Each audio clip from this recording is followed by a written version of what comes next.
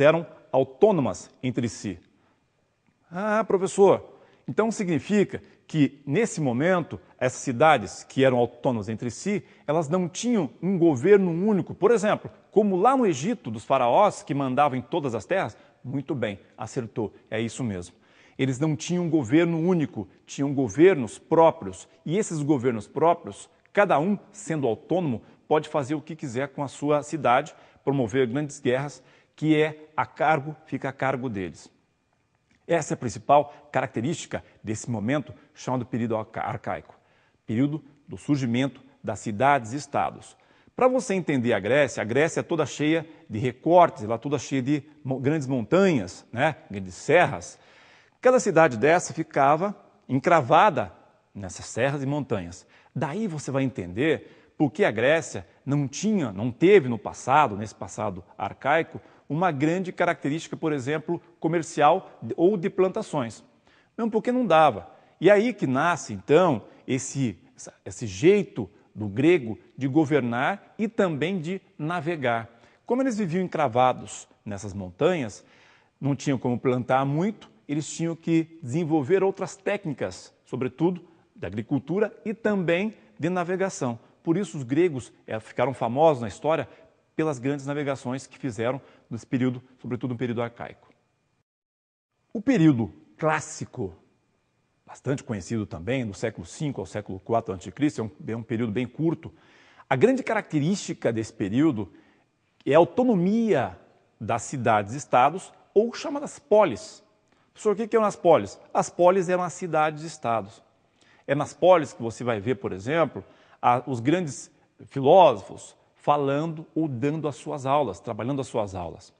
Então, a grande característica desse período clássico é a autonomia das cidades em relação às outras cidades que estão ao redor. Muito bem, vamos entrar agora no que é a Grécia como um todo. Quando se fala em Grécia, a gente fala também de duas grandes cidades, Atenas e Esparta. Professor, dá a impressão que só existiam essas duas cidades na Grécia. Não, Atenas e Esparta ficaram conhecidas porque elas eram as grandes polis, as grandes cidades-estados. Muito bem? Dentro de Atenas, nós tínhamos então a cidadania, onde nasce a cidadania, onde nasce a democracia. É claro que a democracia ali não era uma democracia que você conhece hoje. Não era a participação de todos, era a participação somente dos cidadãos. Quem eram os cidadãos? Eram os homens bem-nascidos, ou seja, era dado esse poder àquelas pessoas que nasciam em Atenas, mas que nasciam de grupos privilegiados. Logo abaixo deles vinham os metecos. Quem eram os metecos, professor? Metecos eram os estrangeiros, aqueles que não viviam, que não nasceram em Atenas, mas que também podiam ter, por exemplo, grandes comércios, mas não podiam participar da democracia grega. Ah, professor, entendi. Eram aqueles homens ou mulheres que moravam ao redor de Atenas, mas que não podiam participar da política. Isso mesmo. Política vem de polis, vem da formação das cidades, vem da participação. Só que política lá não era participação de todos. Abaixo dos metecos, aí sim vinha o grande grupo, os escravos. Professor, escravos é a mesma característica do grego de Atenas para os escravos atuais, nossos, lá do século XV do Brasil, século XVI, século XVII? Não. Escravos na Grécia, em geral, eram brancos. Brancos. Escravos tinham grandes características e grandes categorias. Um exemplo, escravo podia ser dono de escravo. Verdade? É. Escravo podia ter fazendas. Escravo podia ser dono de comércio. Então, na Grécia, sobretudo em Atenas, o escravo não tem essa nossa característica de apanhar, por exemplo. E tinha o escravo também, conhecido por escravo por dívida. Aqueles que, ao serem tomadas suas terras, eles tinham então que trabalhar para o outro, aqueles que os escravizou, até o fim da vida, ou, às vezes, até que o pagasse. Aí, dessa forma, ficava fácil governar. Por isso os gregos ficaram tão famosos. Os atenienses, dessa forma, ficaram famosos na história por terem inventado a democracia. Por outro lado, os espartanos, não. Os espartanos eram guerreiros, extremamente guerreiros. Eles lutavam. Professor, por que lutavam tanto esses espartanos? Muito simples. Os espartanos lutavam tanto porque ao redor deles viviam quem? Os seus inimigos. Então, Esparta era muito pequenininha. Dessa forma, ficava fácil de qualquer outro território invadir. Dessa forma, os espartanos tiveram que se engrandecer. E ao se engrandecer, tiveram que aprender a fazer guerra. E falar em guerra, vamos ver um pequeno trecho do filme 300. From the time he could stand, he was baptized in the fire of combat.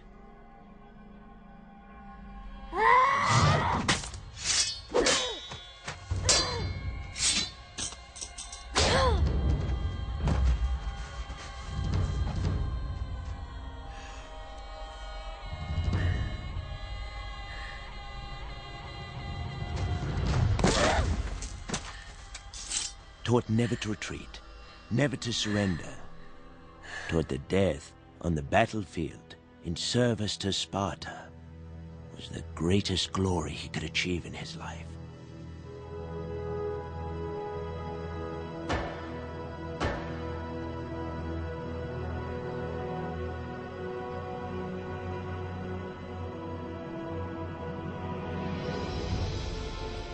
At age 7, as is customary in Sparta, the boy was taken from his mother and plunged into a world of violence.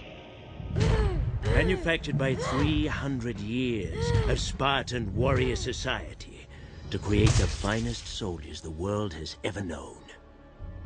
The Agoge, as it's called, forces the boy to fight, starves them, forces them to steal, and if necessary, to kill.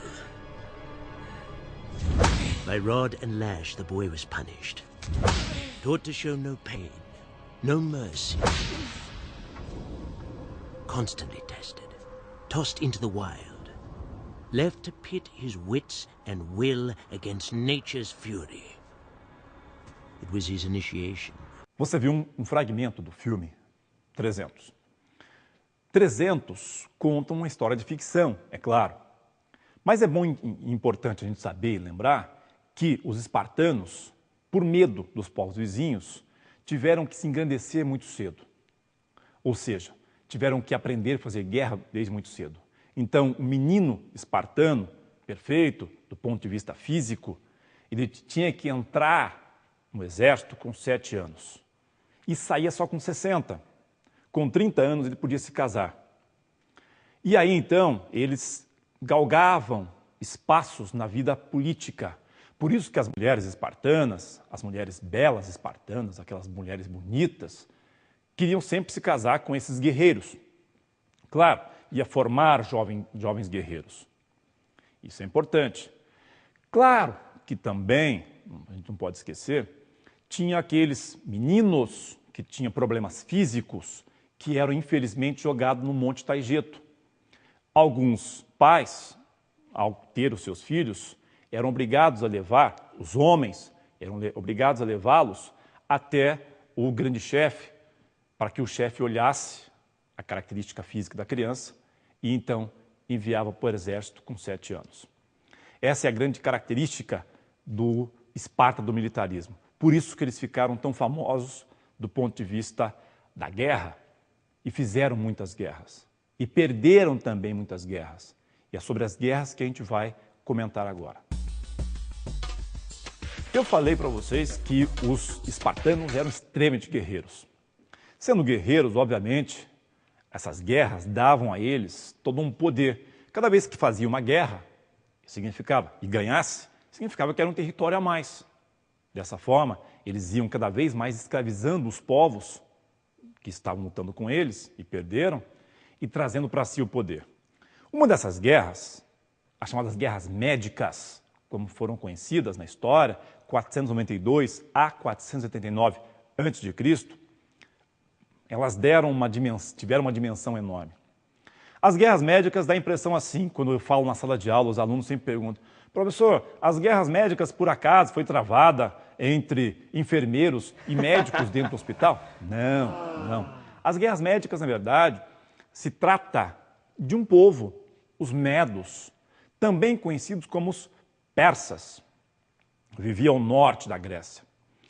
Esses persas, não só ao norte, mas ao redor e também vindo de outras regiões. Esses persas eram povos extremamente guerreiros também e tinham como intuito também, da mesma forma que os gregos, sobretudo os espartanos, invadir territórios e os escravizar. Dessa forma, essas guerras médicas, com uma duração bastante grande, elas deram uma dimensão muito grande dentro da história da Grécia. Aí, a gente para um pouco e pensa, professor, essas guerras que você diz que tem uma dimensão enorme dentro da história, mas qual a verdadeira realidade dela? Para que vocês tenham uma noção, pensa comigo. As cidades-estados gregas, sobretudo Esparta e Atenas, elas eram inimigas entre si. Sendo inimigas entre si, obviamente elas não se falavam. Os espartanos eram conhecidos, ficaram conhecidos como guerreiros. Já os atenienses, erradamente, como se falava no passado, eram povos que inventaram a democracia, não faziam guerra. Claro que fazia.